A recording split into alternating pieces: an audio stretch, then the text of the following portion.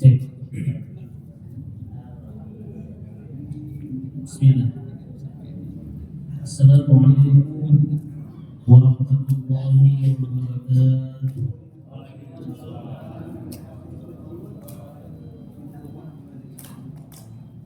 Alhamdulillahirabbil alamin. Wassalatu wassalamu ala asyrofil anbiya'i wal mursalin wa ala alihi wa ashabihi wa man tabi'ahum bi ihsan ila yaumil din. Asyhadu an la ilaha illallah wahdahu la syarika lah wa asyhadu anna Muhammadan abduhu wa rasuluhu alladzi la nabiyya ba'dahu. Allahumma shalli ala sayyidina Muhammad wa ala ali sayyidina Muhammad amma ba'd. Hadirin jamaah wal hadirat rahimakumullah, di awal tahun 1446 Hijriah, di tanggal ada yang 5 ada yang 6 sore, Ahad, Senin, Selasa, Rabu, Kamis, Jumat tanggal 6 masuk tanggal 7 berarti. Ada juga yang tanggal 5 masuk tanggal 6. Tetapi apapun itu, mari kita bersyukur kepada Allah. Di tahun ini, di malam ini, Allah masih berkenan memberikan kita kesempatan hidup. Allah berikan kita kesehatan, kemampuan dan kemampuan untuk tetap istiqomah dalam menjalankan perintahnya. Sholat maghrib, thalabul ilmi, ini adalah perintah Allah. Kewajiban thalabul ilmi sama dengan kewajiban sholat di waktu, sama-sama wajib.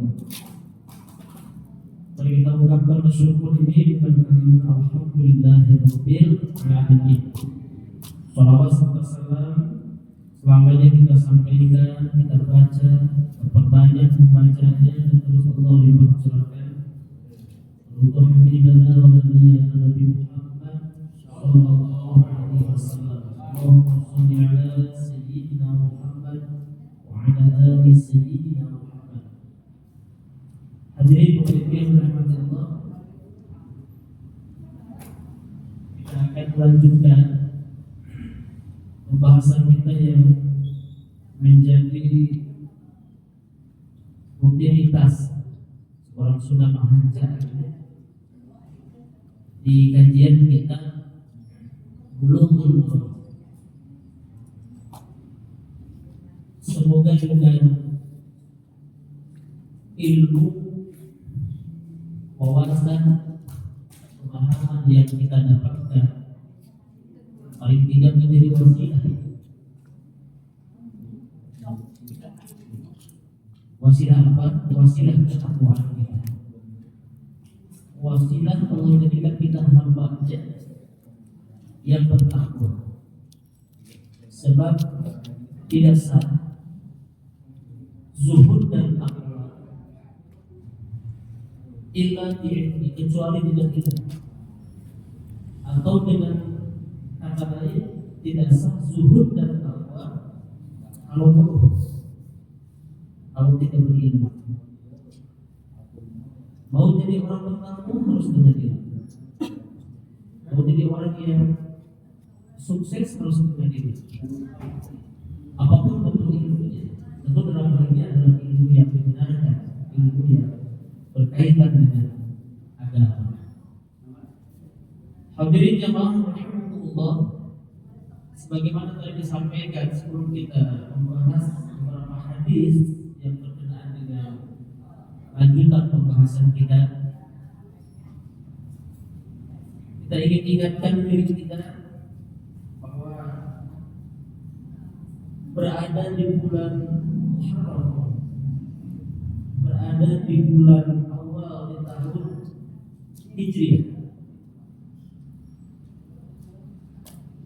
penanggalannya dihitung atau tahun ini kalendernya dihitung sejak baginda Rasulullah SAW hijrah secara makani dari Makkah di tahun ke-13 Hijrah, tahun ke-13 kenabian, di tempat kelahirannya turun di Yathrib. Sejak itulah sahabat Umar bin Khattab menjadikan hijrah sebagai kalender hijriah atau kalender tahun hijriah. Namun nama bulan Muharram, Safar, Rabiul Awwal, Rabiul Akhir, Jumadil Ula, Jumadil Akhir, Rajab, Sya'ban, Ramadan itu sudah ada. Hanya kalendernya saja disebut kalender hijriah. Karena sebelum ada kalender hijriah namanya tahun Bi'tsah, tahun penugasan kenabian. Seperti Rasulullah SAW hijrah pada tahun ke-13 Bi'tsah, berarti tahun ke-13 kenabian. Usianya berapa tahun? 53 tahun. Karena beliau mendapatkan wahyu pertama ketika usia 40 tahun. Jadi kalau beliau hijrah di tahun ke-13 Bi'tsah, berarti 13 kenabian. Setelah hijrah, namanya hijriah. Seperti apa? Sholat puasa Ramadan diwajibkan pada tahun kedua hijriah. Berarti itu di tahun kedua hijriah. Dan itu terjadi di bulan apa? Di bulan turunnya ayatnya itu di bulan apa? Sya'ban. Pertengahan bulan Sya'ban. Ayat tentang puasa misalnya. Beliau perang Uhud misalnya, atau perang di tahun ketiga hijriah, di tahun ketiga setelah hijrah. Atau ada perang yang lain di tahun kedua hijriah, disebut kalender hijriah. Bukan berarti nama-nama bulan ini tidak ada sebelum. Hanya dikaitkan dengan peristiwa. Mengapa Umar bin Khattab menjadikan hijrah ini sebagai kalender Islam? Sebab dari sejak hijrah itulah peradaban Islam atau Islam tersebar ke seluruh di luar Jazirah Arab. Jadi peristiwa hijrah ini menjadi momentum, ya. Momentum apa? Momentum bangkitnya, momentum tersebarnya ajaran Islam bukan hanya di Madinah, tetapi ke seluruh Jazirah Arab, bahkan keluar Jazirah Arab. Masya Allah. Itulah mengapa hijrah ini dijadikan kalender hijriah atau penanggalan tahun Islam oleh Khalifah Umar bin Khattab. Nah, hadirin dirahmati Allah, tetapi pelaksanaan ibadah yang terjadi di tahun-tahun atau di bulan-bulan Islam ini sudah ada sebelum. Oleh karena itu, termasuk ada satu amalan yang Rasul menyebutkan di bulan Muharram ini, syiamu yaumi Asyura, atau puasa di hari ke-10 bulan Muharram. Ahtasibu 'ala Allah an yukaffira as-sanata al-madiyah atau as-sanata qablahu. Aku berharap kepada Allah dapat menghapuskan dosa setahun yang lalu. Itu puasa di hari ke-10 bulan Muharram. Hanya karena penanggalannya itu berbeda. Sebagaimana waktu 9 Arafah kita berbeda dengan Saudi itu biasa. Mengapa? Karena munculnya hilal itu sangat berbeda, sangat mungkin berbeda di setiap negara. Bahkan juga di kita di Indonesia ini ada perbedaan sekarang juga. Awalnya kalender Kemenang itu sudah menentukan 1 Muharram jatuh pada hari Ahad atau malam Ahad pada maghrib atau maghrib malam Ahad 7 Juli hari Ahad. Itu sepakat awalnya. Nah, tiba-tiba ada juga yang ruqyah malam Ahad itu tidak nampak hilal. Lalu bulan Zulhijjah digenapkan 30 hari menjadi 30. Hari Ahadnya baru tanggal 30. Adalah selebaran dari PPNU misalkan tanggal 1-nya hari Senin atau malam Senin baru tanggal 1 Muharram. Itu selalu ada perbedaan. Oleh karena itu Bapak Ibu yang dirahmati Allah, bagi yang meyakini dan mengikuti bahwa kisah sudah terjadi bahwa 1 Muharram itu jatuh pada tanggal 7 Juli hari Ahad, berarti 10 Muharram yang hari Selasa. Tanggal berapa? tanggal 16 ya, salah satu ya, 16 Juli atau malam Selasa sudah masuk 10 Muharram. Tapi bagi yang meyakini dan mengikuti rukyatnya, yaitu hari Senin tanggal 1-nya, berarti menghitung 10 Muharramnya jatuh pada hari Rabu atau 17. Dua-duanya tidak masalah. Mengapa? Sebab hasil ijtihad jangan dipermasalahkan. Al-ijtihad la yuqadu bil ijtihad. Dua-duanya hasil batul muslim, hasil ijtihad. Yang satu bersikukuh benar sebagai hasil hisab, yang satu pun bersikukuh benar karena hasil rupiah. Misalnya. Jadi dua-duanya tidak perlu dipermasalahkan. Bagi yang mau berpuasa tanggal 10 yang meyakini hari Selasa, berpuasa hari Selasa. Yang meyakini tanggal 10-nya hari Rabu, berpuasa hari Rabu. Atau satu hari sebelumnya ada Tasu'a tanggal 9, silakan. Berarti Senin dan Selasa. Atau Tasu'anya hari Selasa, berarti Selasa dan Rabu. Atau saya mau puasanya satu hari saja, silahkan saja. Habis sesuai. Orang Ustaz itu kan orang Yahudi. Kita pun berpuasa bukan mengikuti Yahudi, tapi mengikuti anjuran baginda Rasul. Apa kata Rasul? Syiamu yaumi Asyura, puasa pada tanggal 10 hari Asyura. Ahtasibu ala Allah, aku berharap kepada Allah ayu kafir salat al-maqdiyah atau qablahu, akan menghapuskan dosa setahun yang lalu. Yang berpuasa satu hari tanggal 10 jangan disalahkan. Rasul menganjurkan puasa tanggal 10. Yang berpuasa 2 hari itu pun Rasul menyebutkan seandainya tahun depan aku masih hidup, kita akan berpuasa untuk menyelisihi berbeda dengan orang Yahudi, baik tanggal 9-nya ataupun satu hari setengahnya. Jadi boleh-boleh saja silahkan. Mau 2 hari bagus, mau hanya 1 hari bagus. Yang tidak berpuasa tidak salah, karena sunnah bukan wajib. Nah begitu kan? Nah kita kadang jangan mempermasalahkan. Yang tidak puasa tidak berdosa, karena hukumnya apa? Sunnah, bukan hukumnya bukan wajib. Ini kadang bertengkar dalam hal yang sebenarnya itu tidak perlu. Termasuk juga penentuan tanggal. Semua ada dasarnya, semua hasil ijtihadnya. Ada yang tanggal 1-nya hari Ahad, silakan, bagus. Mereka pun sudah berijtihad dengan hisabnya. Ada yang satu Muharramnya hari Senin, mereka ru'yatul hilal malam Ahad, tidak nampak katanya hilalnya, sehingga bulan Zulhijjah yang digenapkan menjadi 30 hari. Hari Ahadnya baru tanggal 30. Maka malam Seninnya baru 1 Muharram. Silahkan, dua-duanya ijtihad. Hadirin yang dirahmati Allah, itu bukan masalah akidah, itu fikih, bukan akidah. Tidak akan merusak akidah. Oleh karena itu Bapak Ibu yang dirahmati Allah, banyak hal yang sebetulnya itu bukan akidah, hanya fikih saja. Contoh, ada yang membid'ahkan, tidak bolehkan berdasarkan hadis katanya. Contoh, mengumumkan orang kematian, jika tidak boleh diumumkan katanya. Dulu di zaman Rasul, maksud hadis itu tidak boleh diumumkan, itu disebutkan jasa-jasanya. Di jalan-jalan disebutkan, sebulan yang begini sudah wafat. Hari ini orang mengumumkan kematian supaya orang tahu untuk mengurusinya, untuk memandikannya, untuk mengkamaninya, untuk bertakziah. Apa yang salah? Diumumkan. Tergantung ilah hukumnya, tergantung alasan hukumnya, tergantung substansinya. Kan begitu. Tidak bolehnya karena apa? Tidak bolehnya pada waktu itu memang terjadi di zaman Rasul, dilarang sebab diagungkan jasa-jasanya. Sekarang mengumumkan itu tujuannya apa? Supaya orang tahu, oh sahabat saya wafat, supaya orang takziah. Diumumkan lewat WhatsApp, lewat grup RT, kan begitu. Nah oleh karena itu Bapak Ibu yang terhormat, itu bukan masalah akidah. Ini hanya fikih saja. Oleh karena itu pemahamannya sangat bergantung kepada kita, pada alasan.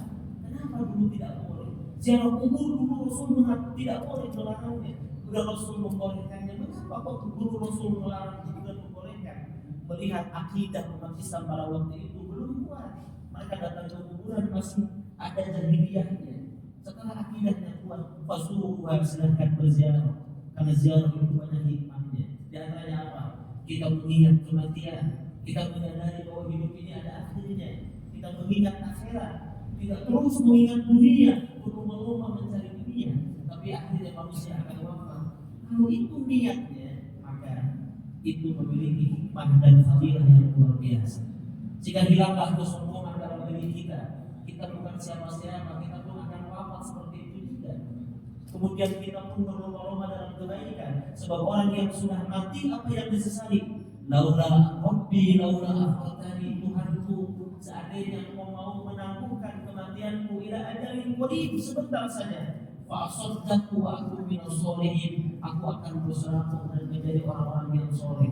Kan begitu. Sehingga menjadi timbul di seluruh kesadaran. Boleh saja.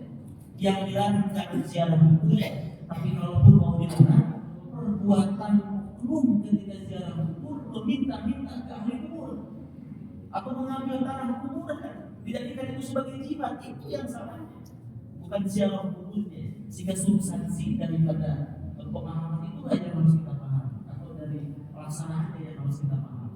Hadirin yang berahmati Allah, oleh karena itu di bulan Muharram ini ada satu amalan yang itu akan menghapuskan dosa kita setahun yang lalu.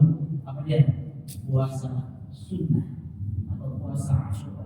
Asyura ini tanggal 10. Tanggal 10 yang apa? Tergantung bab yakinnya tanggal berapa. Selama puasanya dia karena Allah dilakukan mengikuti perintah Rasul. Rasul menyebutkan hanya tanggal 10, tidak menyebutkan hari apa. Berarti tanggal 10-nya sesuai dengan di mana kita mengambil ijtihad pada tanggal 10 itu. Apakah tanggal 1-nya hari Ahad atau hari Senin? Kita ikuti tanggal 10-nya sesuai dengan hasil ijtihad guru-guru kita atau yang kita yakini. Sama halnya kemarin di tanggal di bulan Zulhijjah yang bertanya, Saudi sudah lebaran, kok kita baru sedang berpuasa sekarang? Puasa Tasu'a hari Arafah. Kita tidak ngerti dan tidak paham. Padahal Arafah itu bukan hukum, tapi Arafah itu tanggal 9. Sebab tanggal 8-nya terbiak. Dari mana kita mengambil itu? Bagaimana baginda Nabi Ibrahim alaihissalam atau Nabi Ibrahim alaihissalam bermimpi di tanggal 8 untuk menyembelih anaknya. Lalu beliau ragu dengan mimpinya. Ragu itu adalah tarbiyah. Beliau pikir-pikir dengan mimpinya itu, jangan-jangan itu bukan perintah Allah. Lalu beliau mimpi lagi di malam ke-9, panggil anaknya Ismail. Kemudian beliau mengetahui mimpinya dari Allah. Maka mengetahui dalam bahasa Arab disebut Arafah. Tanggal 9 itu Arafah. Lalu beliau mimpi lagi di tanggal 10, yakin mimpinya dari Allah. Maka beliau melakukan penyembelihan disebut Nahar tanggal 10 itu. Itu disebutkan dalam satu baru. Disebutkan oleh Ibnu Hajar al-Asqalani tentang maksud dari dikutip oleh sahabat, disebutkan oleh Imam Nawawi ahli hadis. Sehingga puasanya bukan karena hukum, tetapi puasanya karena tanggal 9. Dan tanggal 9 kita kemarin berbeda dengan Saudi. Kenapa? Toh kita puasanya puasa Arafah, puasa tanggal 9. Hadisnya bukan puasa hukum, tapi syamu Arafah, puasa Arafah. Arafah itu tanggal 9. Dan luar biasanya Rasul dan para sahabat sudah melakukan puasa Arafah itu sebelum Rasul melakukan ibadah haji dengan wukuf. Tahun berapa beliau haji dengan wukuf? Tahun ke-10 Hijriah. Tahun berapa sahabat dan Rasulullah berpuasa Arafah? Dari tahun ke-2 Hijriah. Berarti kan belum ada wukuf. Kata para ulama. Sehingga dalam hal ini kita harus memahami silsilahnya, memahami sejarahnya, memahami makna yang terkandung di dalamnya. Termasuk juga sekarang kita akan melakukan puasa Asyura. Silakan. Mau hari Selasa, mau diyakini hari Rabu tanggal 10-nya, monggo. Mau 2 hari 9 dan 10, Senin, Selasa atau Rabu, silakan. Bergantung kepada kita masuk yakinnya, mengikutinya, Islam atau tidak, itu tidak ada masalah. Selama itu ijtihad, maka benarnya mendapat 2 bagian. Kalaupun salah ternyata Allah tetap berikan 1 bagian. Itulah kata para ulama. Saya kira demikian pembahasan tentang mengingatkan kembali bahwa kita ada di bulan Muharram, peristiwanya apa saja, amalannya apa saja. Secara umum tidak ada amalan khusus, tetapi seluruh kebaikan yang dilakukan di bulan-bulan haram, bulan Zulqa'dah, Zulhijjah, bulan Muharram, kemudian bulan Rajab, kata para ulama berdasarkan dalil, maka kebaikannya lebih besar fadilahnya kecuali bulan Ramadan, sebab bulan Ramadan dia berdiri sendiri khusus. Kemudian maksiat yang dilakukan di bulan haram, di bulan keempat tadi, maka dosanya juga lebih besar dibandingkan di bulan lainnya kecuali di bulan Ramadan. Jadi Ramadan itu berdiri sendiri, tidak ada bandingannya.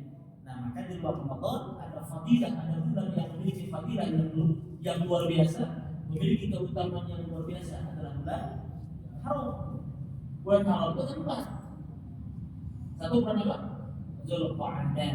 Dua bulan Zulhijjah. Yang ketiga bulan haram dan terpisah baina Jumadain atau min ba'di Jumadain, setelah dua Jumadil. Bulan Rajab.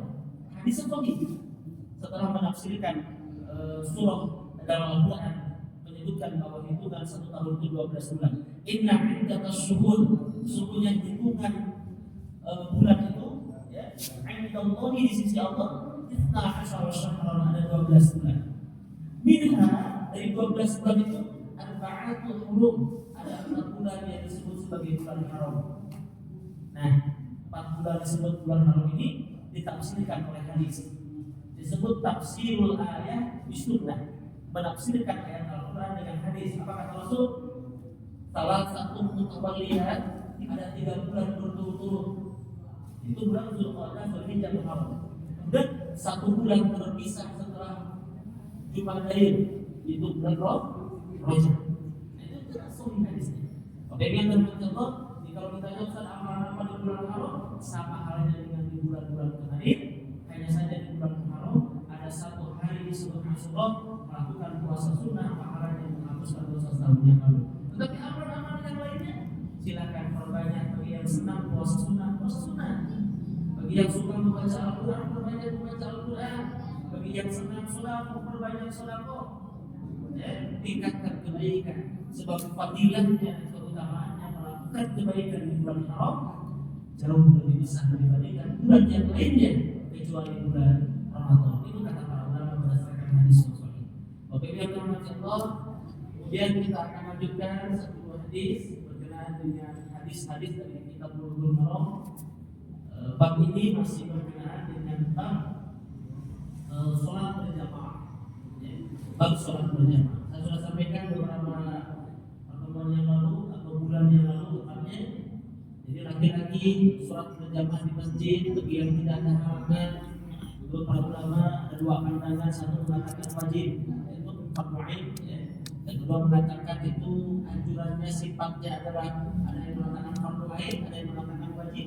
Itu ada beda pendapat, tapi pada intinya laki-laki sholat berjamaah di masjid itu sangat-sangat dianjurkan. Karena Rasul mengancamnya ketika dia sehat atau dia tidak ada halangan. Kemudian bagi wanita, memang ada hadis, satu hadis menyebutkan bahwa wanita itu sebaiknya sholat yang terbaik itu sholat wajib yang terbaik di rumahnya, di tempat yang tersembunyi. Itu ada memang hadisnya. Tetapi hadis yang lain mengatakan jangan kau larang, jangan kau halangi ketika para wanita juga ingin sholat di masjid berjamaah. Boleh saja. 2 hadis ini seperti ta'arud, seperti bertentangan. Maka kata para ulama, jika ada 2 dalil seperti bertentangan, maka harus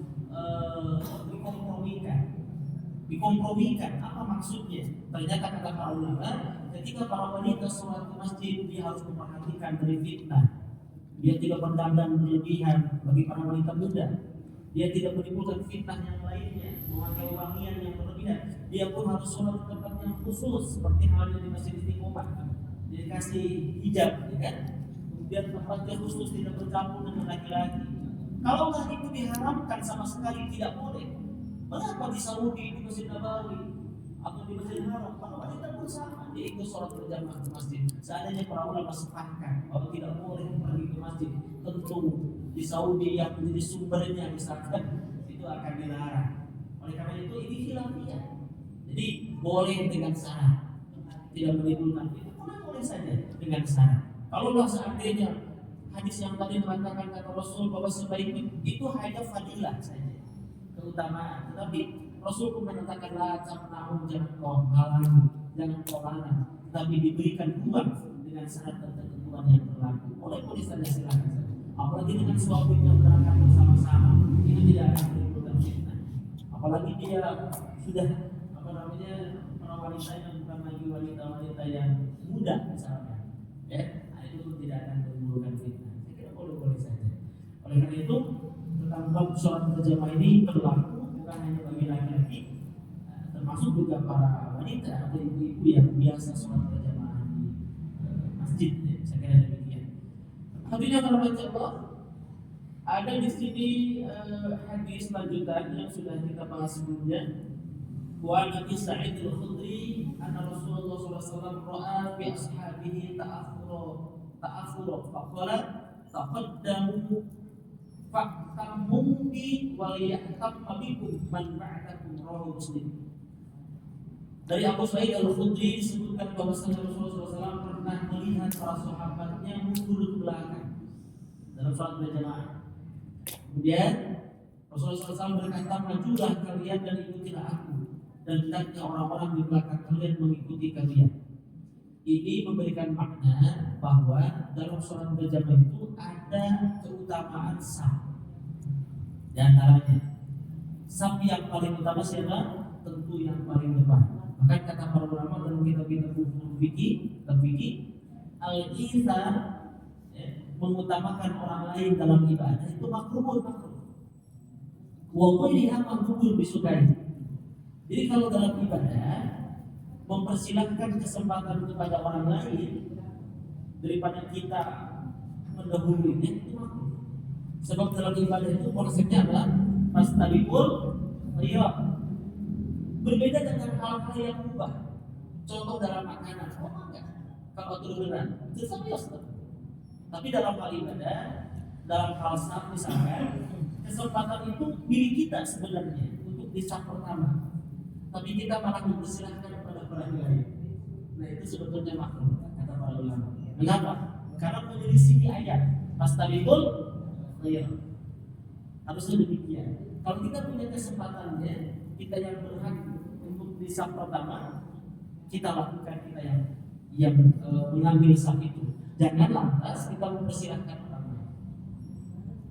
Bisa dipahami para kalian? Nah itu salah satu adab ataupun etika atau aturan dalam sholat berjamaah. Nah, tidak mengutamakan orang lain dalam hal saf seandainya itu bisa diambil oleh kita dan kita yang paling berhak yang lebih dulu. Kemudian wa an Sayyid bin Thabit qala ihtajara Rasulullah sallallahu alaihi wasallam tujratan bil musafati wa shalla fiha fatatabba'a ilaihi rijalun wa ja'u yusalluna bi sholatihi al-hadith wa fi afdalu salatil mar'i fi baitihi illa al-maktubah. Nah ini yang saya katakan tadi. Dari Zaid bin Thabit yang berkata Rasulullah SAW pernah membuat diri dari tikar. Beliau pernah membuat diri dari tikar, lalu beliau melaksanakan sholat di dalamnya. Orang-orang pun mengetahui keberadaan Rasulullah SAW dan mereka datang untuk sholat bersama beliau dalam sebuah hadis. Kemudian dan di dalamnya disebutkan sebaik-baik sholat seseorang itu di rumahnya kecuali sholat fardu. Apa maksudnya? Sholat sunnah.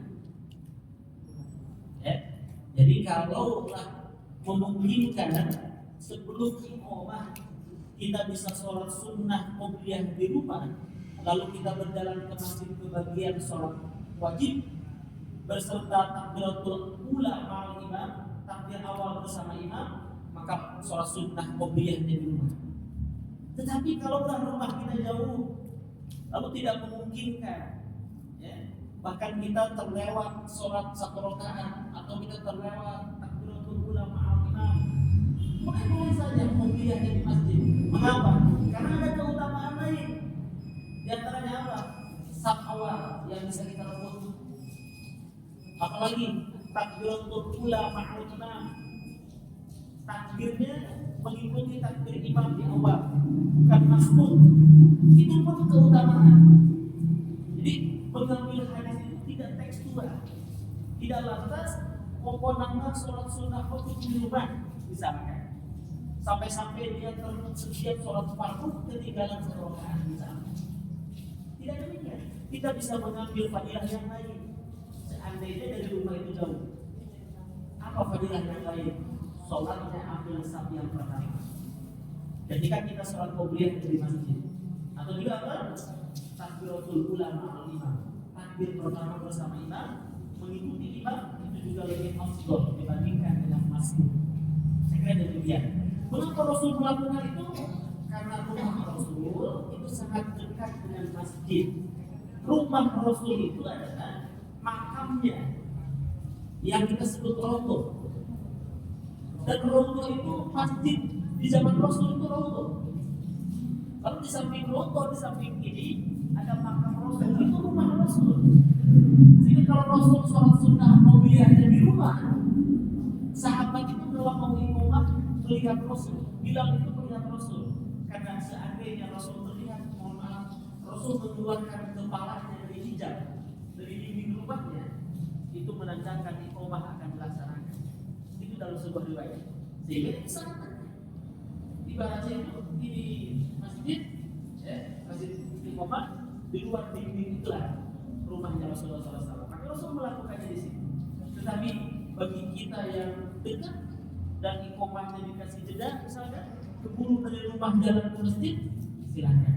Qobliyah subuhnya di rumah, misalnya, ataupun qobliyah yang lainnya yang ada sholat sunnah qobliyah, silakan di rumah. Tapi bagi yang jauh dan akan tidak keburu sholat bersama imam rakaat pertama, saf pertama, maka sholat sunnah qobliyah di masjid bukan larangan, atau sholat sunnah di masjid bukan larangan. Ini hanya anjuran saja. Seandainya memungkinkan, maka sholat sunnah di rumah. Sebetulnya kata para ulama, ini hanya tentang hak. Di rumah kita itu berikan haknya. Apa salah satunya? Jangan kau jadikan rumahmu seperti kuburan. Kan begitu ada hadis kan? Berarti apa? Lakukan sholat sunnah kalian di rumah. Ada juga hadis mengatakan, nauhiru buyutakum bi qiraatil Qur'an. Baca Al-Quran di masjid boleh, bagus, tapi berikan haknya rumah itu. Jangan kau jadikan rumah itu tanpa ada bacaan Al-Quran. Jadi kalau yang biasa baca Al-Qurannya senang, ya di rumah bagus, di masjid juga silakan. Bagi yang sholat sunnahnya banyak, ya tahajudnya di rumah bagus, silakan. Duhanya di rumah silakan. Qobliyahnya di masjid karena ingin keburu sholat bersama imam, itu juga tidak masalah. Saya kira demikian maksud daripada hadis ini. Mudah-mudahan ada hikmah dan manfaatnya, kita bisa mengambil ibrah, bisa mengambil pelajaran, bisa ada menambah ilmu, menambah ketakwaan, dan semoga Allah jadikan kita hamba-hamba yang bertakwa. Amin ya Allah ya Rabbal alamin.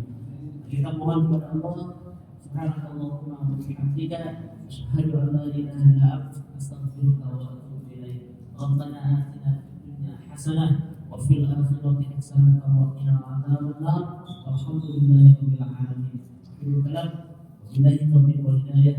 Assalamualaikum warahmatullahi wabarakatuh.